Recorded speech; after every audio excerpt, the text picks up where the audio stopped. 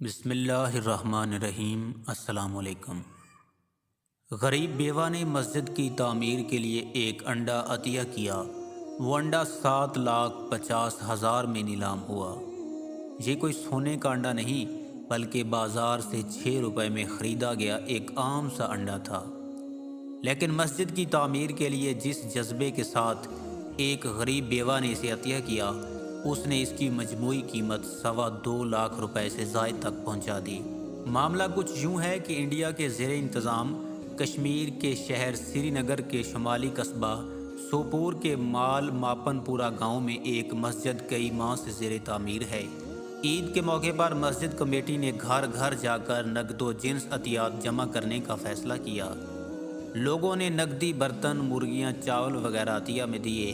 مسجد committee کے ایک رکن نصیر احمد بتاتے ہیں، ہم عطیات جمع کر رہے تھے کہ ایک چھوٹے سے گھر سے ایک خاتون سر جھکائے چپکے سے میرے پاس آئی اور مجھے ایک انڈا پکڑا کر کہا کہ میری طرف سے یہ قبول کیجئے۔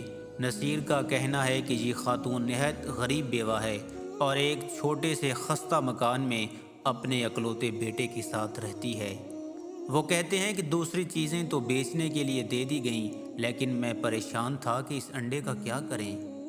نصیر احمد مزید کہتے ہیں کہ تھا تو وہ 6 روپے کا معمولی انڈا، لیکن اس غریب خاتون نے جس جذبے کے ساتھ اسے خدا کی راہ میں دیا، اس نے اس کو بہت قیمتی بنا دیا تھا۔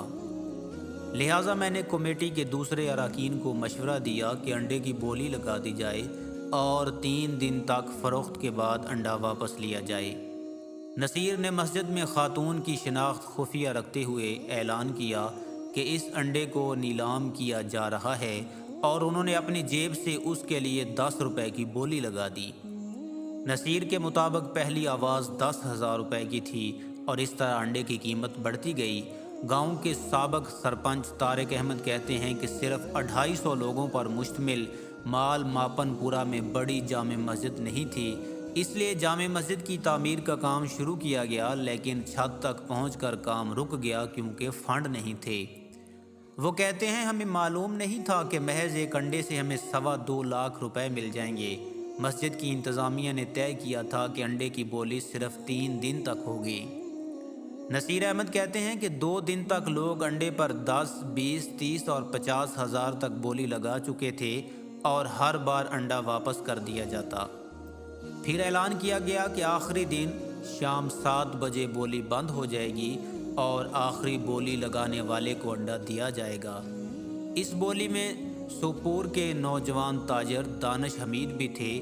54,000 کی بولی پر جب 2 بار اعلان ہوا تو پچھلی صف میں بیٹھے دانش نے بلند آواز میں کہا 70,000۔ اس طرح یہ انڈا مجموعی طور پر 2,26,350 روپے کے نقد عطیات جمع کر پایا۔ دانش نے BBC کو بتایا، حالانکہ ہمیں نہیں بتایا گیا کہ یہ انڈا کس کا تھا، لیکن سب جانتے تھے کہ کسی غریب بیوہ نے یہ انڈا دے کر اپنے جذبات کا اظہار کیا ہے، اور اس بیوہ نے آسودہ لوگوں کو بڑھ چڑھ کر چندہ دینے پر آمادہ کیا۔